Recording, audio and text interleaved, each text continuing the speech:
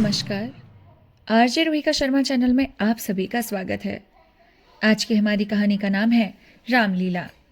इसके लेखक हैं मुंशी प्रेमचंद्र जी।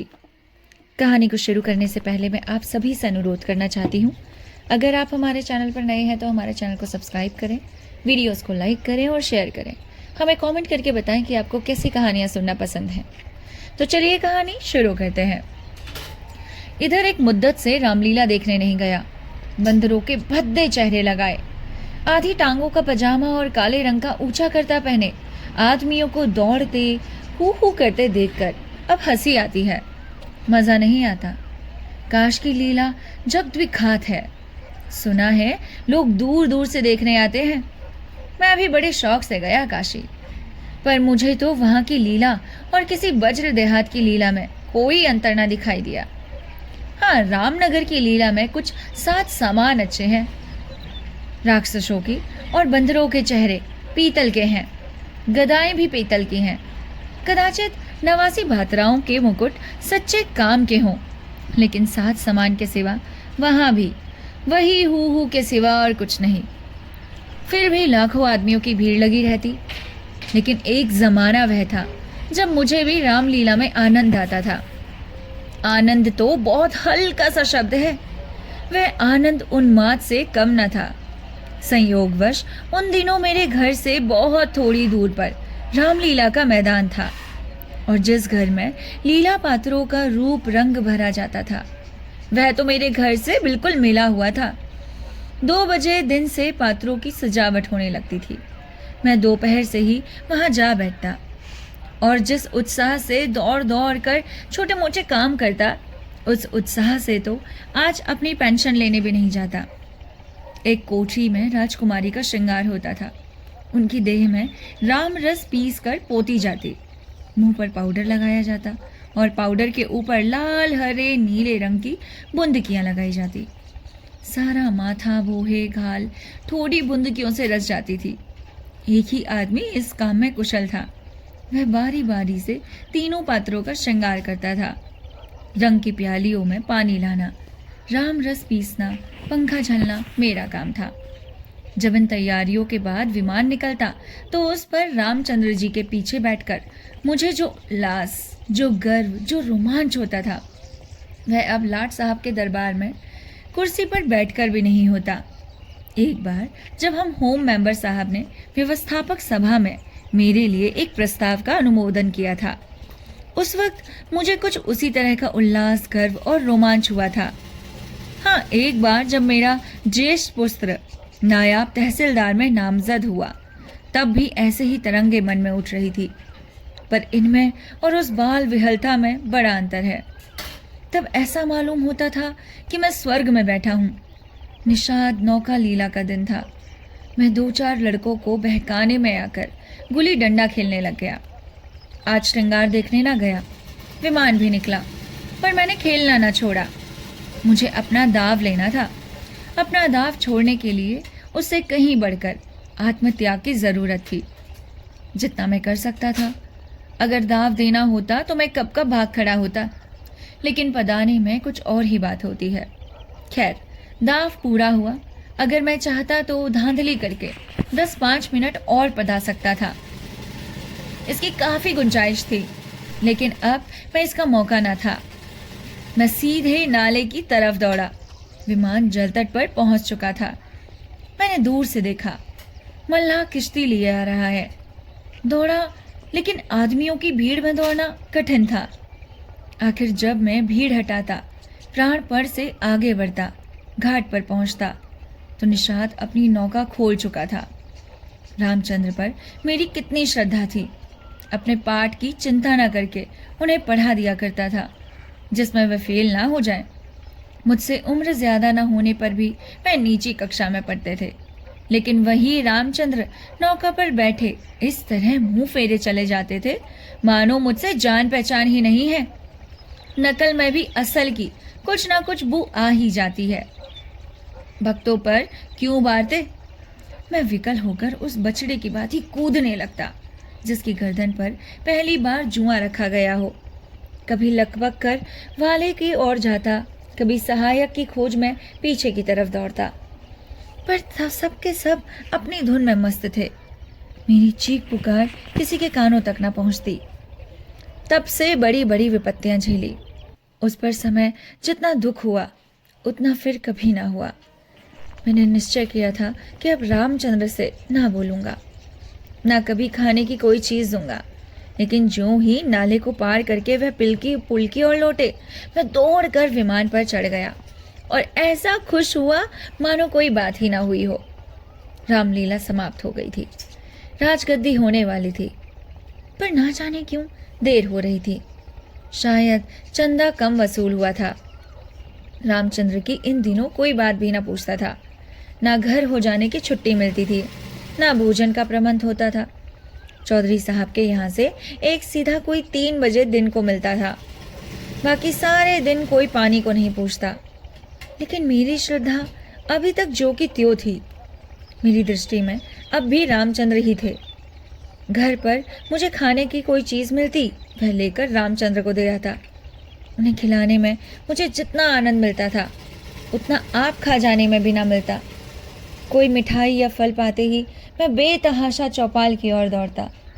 अगर रामचंद्र वहां ना मिलते तो उन्हें चारों ओर तलाश करता, और जब तक वह चीज़ उन्हें ना खिला लेता मुझे चैन ना आता था। खैर, राजगद्दी का दिन आया। रामलीला के मैदान में एक बड़ा सा शामियाना ताला था। उसकी खूब सजावट की गई। वैश्याओं के दल भी आ पहुंचे। शाम को रामचंद्र की सवारी निकली और प्रत्येक द्वार पर उनकी आरती उतारी गई। श्रद्धानुसार किसी ने रुपए दिए, किसी ने पैसे। मेरे पिता पुलिस के आदमी थे, इसलिए उन्होंने बिना कुछ दिए ही आरती उतारी। उस वक्त मुझे जितनी लज्जा आई उसे बयान नहीं कर सकता। मेरे पास उस वक्त संयोग से 1 रुपया था।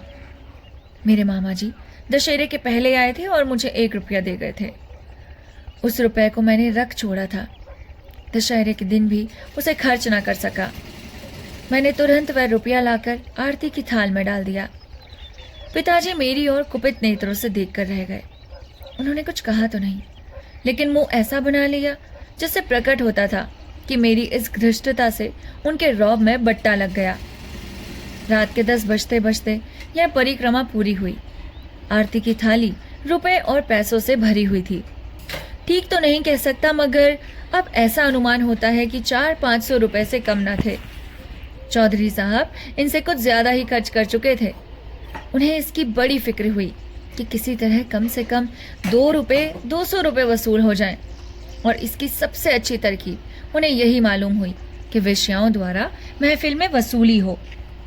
जब लोग आकर बैठ जाएं और महफिल का रंग जम जाए तो आबादी जान रसिक जनों को पकड़कर कलाइयां पकड़ कर ऐसे हाव भाव दिखाएं कि लोग शर्माते शर्माते भी कुछ ना कुछ दे ही दे मेरे। आबादी जान और चौधरी साहब की सलाह होने लगी। मैं संयोग से उन दोनों प्राणियों की बातें सुन रहा था। चौधरी साहब ने समझा होगा यह लौंडा क्या मतलब समझेगा, पर यहाँ ईश्वर की दया से अक्ल के पुतले थे। सारी दास्तान समझ में अती जाते ही, चौधरी सुनो आबादी जान, यह तुम्हारी ज्यादती है।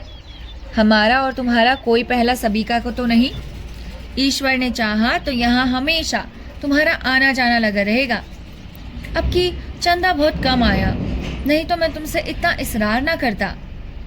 आबादी ने कहा, आप मुझसे भी जमींदारी चाली चलते हैं क्यों?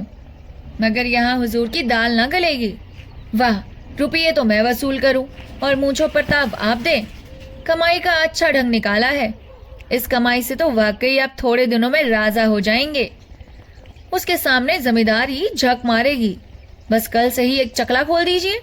खुदा की कसम, तुम दिल्लगी करती हो और यहाँ काफी आतंक हो रहा है। आबादी कहती है, तो आप भी मुझे इसे उस्तादी करते हैं और यहाँ आप जैसे कईयों को रोज उंगलियों पर नचाती हूँ। चौधरी साहब कहते हैं, आखिर तुम्हारी मंशा क्या है? आबादी कहती है, जो कुछ वसूल करूं उसमें आधा मेरा और आधा आपका।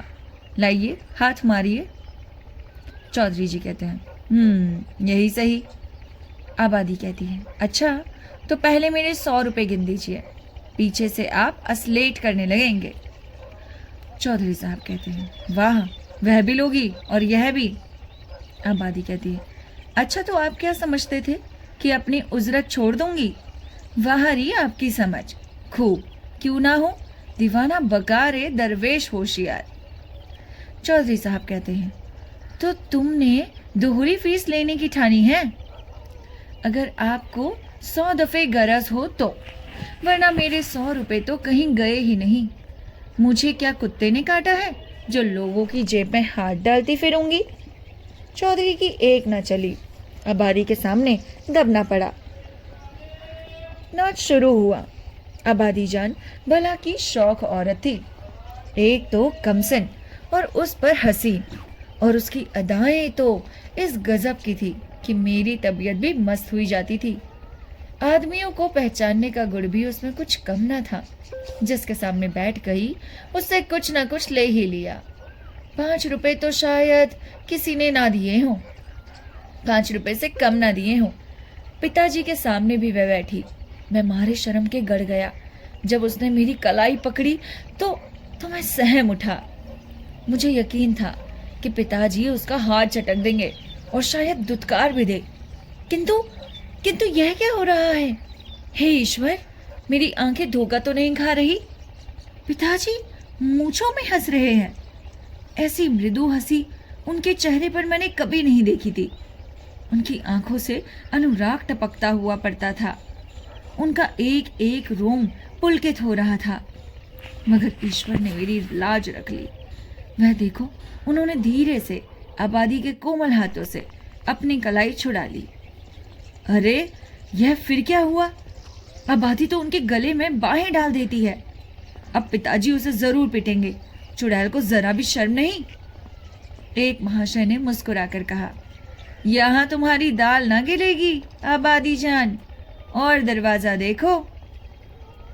बात तो इन महाशय ने मेरे मन में कही और बहुत ही उचित कही, लेकिन ना जाने क्यों पिताजी ने उसकी ओर कुपित नेत्रों से देखा और मूंछों पर ताव दिया। मुंह से तो वो कुछ न बोले, पर उनके मुख की आकृति चिल्लाकर सरोष शब्दों में कह रही थी, तू बनिया मुझे समझता क्या है? यहाँ ऐसे अवसर पर जान तक निसार करने को तैयार हैं। रुपए की हकीकत ही क्या? तेरा जी चाहे आजमा ले। तुझसे दूनी रकम न दे डालूं तो मुंह न दिखाऊं। महान आश्चर्य, घोर अनर्थ। अरे जमीन तो फट क्यों नहीं जाती? आकाश तो फट क्यों नहीं पड़ता? अरे मुझे मौत क्यों नहीं आ जाती? पिताजी ने जेब में हाथ डाल रहे थे। वह कोई चीज निकाली और सेठ जी को दिखाकर आबादी जान को दे डाली। तो यह अशर्फी है। चारों ओर तालियां बजने लगी। सेठ जी उल्लू बन गए या पिताजी ने मुंह की खाई, इसका निश्चय मैं नहीं कर पाया। मैंने केवल इतना देखा कि पिताजी ने एक अशर्फी निकालकर आबादी जान को दे दी। उनकी आंखों में इस समय इतना गर्व युक्त उल्लास था, मानो उन्होंने हातिम की कब्र पर लात मारी हो। यही पिताजी हैं जिन्होंने मुझे आरती में 1 रुपया डालते देखकर मेरी ओर इस तरह से देखा था मानो मुझे फाड़ ही खाएंगे। मेरे उस परमोचित व्यवहार से उनके रौब में फर्क आता था, और इस समय इस घृणित, कुत्सित और निंदित व्यापार पर गर्व और आनंद से फूले न समाते थे। आबादी जान ने एक मनोहर मुस्कान के साथ पिताजी को सलाम किया और आगे बढ़ी, मगर मुझसे वहां न बैठा गया। मारे शर्म के मेरा मस्तक झुका जाता था।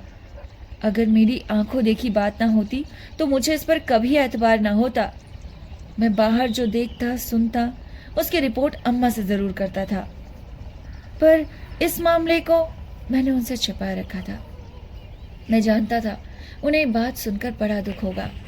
रात भर गाना गाता रहा होगा। तबले की धमक मेरे कानों में आ रही थी।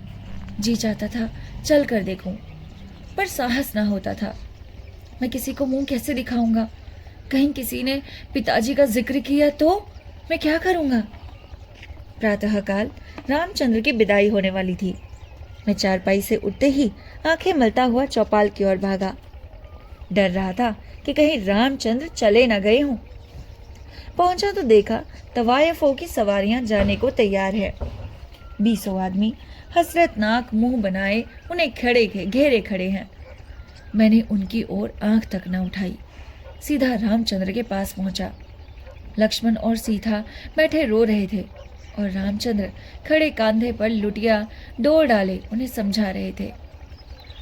मेरे सिवा वहां और कोई न था। मैंने कुंठित स्वर में रामचंद्र से पूछा, क्या तुम्हारी विदाई हो गई है? हाँ, हो तो गई है। हमारी विदाई ही क्या, चौधरी साहब ने कह दिया जाओ चले जाते हैं। क्या रुपया और कपड़े नहीं मिले? अभी नहीं मिले। चौधरी साहब कहते हैं इस वक्त बचत में रुपए नहीं है, फिर आकर ले जाना। कुछ नहीं मिला? एक पैसा भी नहीं। कहते हैं कुछ बचत नहीं हुई। मैंने सोचा था कुछ रुपए मिल जाएंगे तो पढ़ने की किताबें ले लूँगा। कुछ ना मिला। राह खर्च भी नहीं दिया। कहते हैं कौन दूर है, पैदल चले जाओ। मुझे ऐसा क्रोध आया कि चलकर चौधरी को खूब आड़े हाथों लूं। वेश्याओं के लिए रुपए, सवारियां, सब कुछ, पर बेचारे रामचंद्र और उनके साथियों के लिए कुछ भी नहीं। जिन लोगों ने रात को आबादी जान पर 10-10, 20-20 रुपए नौछावर किए थे, उनके पास क्या इनके लिए 2-2, 4-4 आने पैसे भी नहीं। पिताजी ने भी तो आबादी जान को एक अशर्फी दी थी, देखो इनके नाम पर क्या देते हैं। मैं दौड़ा हुआ पिताजी के पास गया। वह कहीं तफ्तीश पर जाने को तैयार खड़े थे। मुझे देखकर बोले, कहाँ घूम रहे हो? पढ़ने के वक्त तुम्हें घूमने की सूझती है? मैंने कहा, गया था चौपाल। रामचंद्र विदा हो रहे थे, उन्हें चौधरी साहब ने कुछ नहीं दिया, तो तुम्हें इसकी बड़ी फिक्र पड़ी है। वह जाएंगे कैसे? उनके पास राह खर्च भी तो नहीं है। क्या कुछ खर्च भी नहीं दिया? यह चौधरी साहब की बड़ी बेइंसाफी है। पिताजी, आप अगर 2 रुपया दे दे तो मैं इन्हें दे आऊं, इतने में शायद वह घर पहुंच जाएं। पिताजी ने तीव्र दृष्टि घुमाकर देखा। जाओ अपनी किताब देखो, मेरे पास रुपए नहीं है।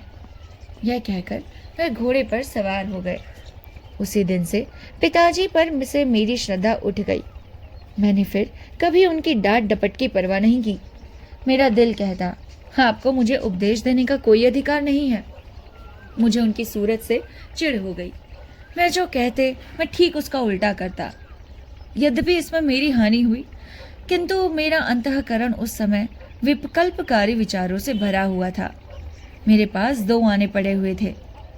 मैंने उसे पैसे उठा लिए और जाकर शर्माते शर्माते रामचंद्र को दे दिए। उन पैसों को देखकर रामचंद्र को जितना हर्ष हुआ, वह मेरे लिए आशातीत था। टूट पड़े मानो प्यासे को पानी मिल गया हो। यही 2 आने पैसे लेकर 3 मूर्तियां विदा हुई। केवल मैं ही उनके साथ कस्बे के बाहर तक पहुंचाने आया। उन्हें विदा करके लौटा तो मेरी आंखें सजल थी, पर हृदय वो आनंद और उमंग से बटा हुआ। और इसी के साथ ये कहानी खत्म होती है। आपको ये कहानी कैसी लगी हमें कमेंट करके ज़रूर बताइएगा। इस कहानी में ये बताया गया है कि वैसे तो हम लोग भगवानों के लिए रामलीला करवाते हैं, अपने लोगों को समझाते हैं कि इस प्रकार से रामलीला की जाती है, लेकिन उन्हीं कलाकारों को बिल्कुल भी रिस्पेक्ट नहीं देते। हम उन कलाकारों की बेइज्जती कर रहे हैं। अगर उन्हें बुलाया है तो ऑफ कोर्स उन्हें उनके द्वारा मिलने वाला जो इंसाफ है, यानी कि जो इनाम है, वो ज़रूर मिलना चाहिए। लेकिन यहाँ पर सारे चौधरी लोग और लेखक के पिताजी सिर्फ और सिर्फ तवायफों के ऊपर ही पैसा खर्च करना जानते हैं, और किसी को अगर 2 रुपए भी दे दिया तो शायद उनकी तौहीन है। इसी के साथ हमारी कहानी ख़त्म होती है।